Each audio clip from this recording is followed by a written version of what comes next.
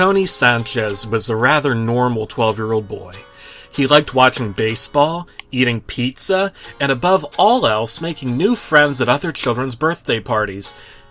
But the problem was that he didn't have very many friends, so that meant very few parties for him. He was a rather lonely little boy, so he compensated by talking to his stuffed animals. The problem was that sometimes they talked back to him. Now, just like any other doting parent would feel, Tony's mother was deeply concerned by her son's behavior. She kept herself awake day and night trying to deduce how she could make her son more sociable, but the talking to stuffed animals seemed to be too much of a demon for Tony to conquer.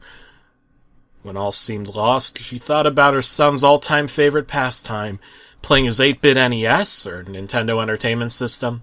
She knew that video games kept him happy and occupied, and helped him forget that his brother died in a freak pinned-the-tail on the donkey accident at his best friend's Christmas Eve bash. So, Mrs. Sanchez bought a game entitled Dr. Mario off of eBay. Nothing was suspicious about it. The price tag was somewhere around $5.75, not $6.66 or some other suspicious number. The cartridge was in perfectly fine outer physical shape, and the listing adequately described the game. An arcade-style action puzzler in which Super Mario dressed up in a doctor's suit and dropped pills to create color combinations to eliminate viruses. Seemed innocuous enough. When Mrs. Sanchez allowed Tony to open the cardboard box, she expected him to squeal with delight, grab the cartridge, pop it into his game system, absent-mindedly blow into the cartridge when it didn't load.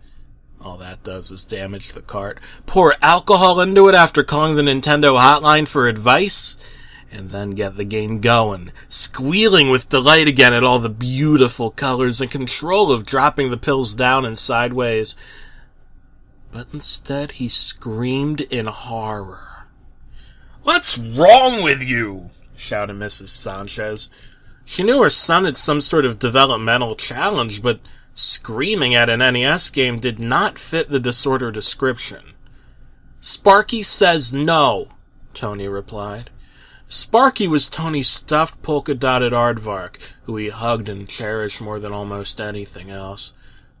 "What does Sparky not like about it?" Mrs. Sanchez prompted gently. She realized that being vicious with the child would probably further persuade him that there was something horribly wrong with the experience of receiving a game cartridge. "Sparky says children shouldn't play with pills," Tony responded innocently.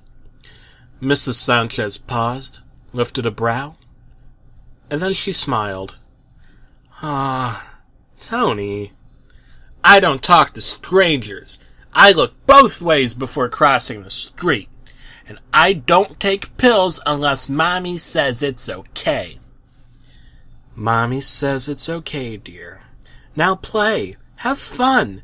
I'm sure Sparky will have fun watching you play, too." With that, Tony shrugged and he did exactly what his mother expected him to do earlier.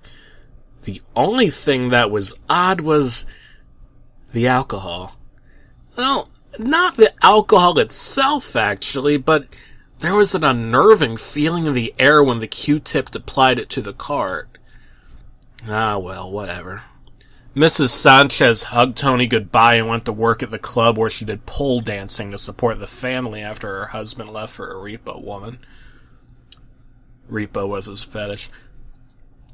"It's time to pop this video game in and play the game," Tony announced to himself and perhaps Sparky.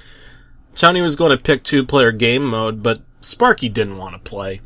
He kept virus level at 00, set speed to low, and paused at music type. He was hoping that the game would allow him to play the song The Sign by Ace of Base, his favorite, but the option was simply not available.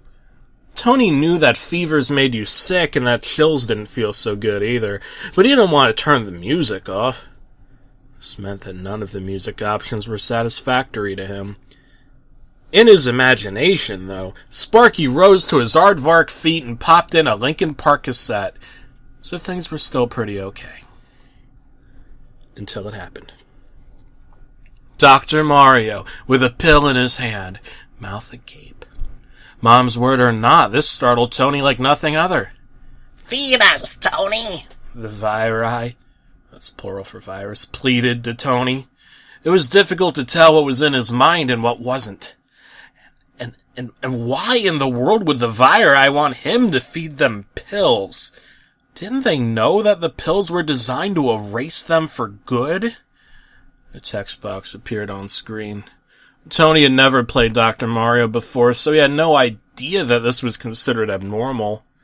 Mamma mia! Assisted suicide falls in line with the Hippocratic Oath, Mario offered. Tony didn't know what suicide was.